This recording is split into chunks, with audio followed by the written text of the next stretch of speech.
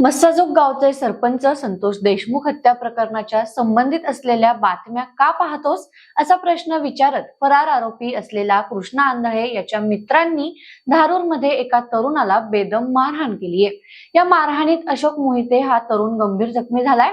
त्याच्यावर आता अंबाजोगाईतील शासकीय रुग्णालयात उपचार सुरू आहेत। अशोक शंकर मोहिते आपल्या मोबाईलवर सरपंच संतोष देशमुख हत्या प्रकरणातील बातम्या पाहत होता। या दरम्यान वैजनाथ बांगर आणि अभिषेक सानप या दोघांनी आमच्या बातम्या का पाहतोस असा प्रश्न विचारत मारहाण केली। तू इथून पुढे जर मुंडे साहेबांच्या आणि वाल्मिक अण्णांच्या बातम्या व व्हिडिओ पाहिले तर तुझा पण संतोष देशमुख करू अशी धमकी या दोघांनी दिली आहे। दरम्यान या प्रकरणी धारूर पोलीस ठाण्यात गुन्हा दाखल करण्यात आलाय।